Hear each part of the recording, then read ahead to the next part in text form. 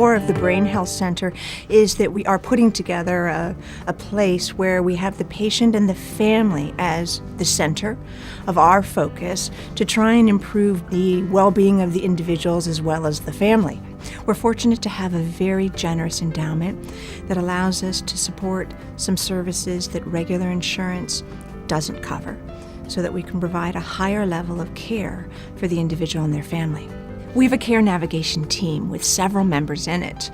We have therapists, we have casework assistants, students, and these people will meet with patients and their families on the very first visit to identify what each situation is, because all patients and their families are unique, and that's one of the things that I think makes us special, is we're not looking at a person with a disease.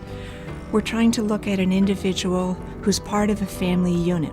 We do a good amount of what's called neuropsychological testing, which is really getting a cognitive baseline on individuals, looking at their memory, their thinking, their mental flexibility, how well they can learn information and then later recall it, and also look at emotional or mood factors that could be contributing to their thinking.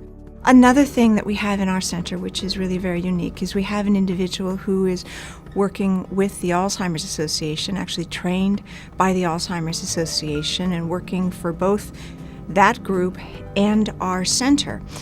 By doing that, we are allowing patients and their families to have access to all of the resources that are available continuously going forward. Memory is not an isolated phenomenon. If you think about it, every single memory you have has something else connected with it. So rather than looking at just the memory, you look at how the whole brain and how the individual is functioning. To think about brain health, we have to first understand what goes on with the brain with aging and what goes on with the brain with disease.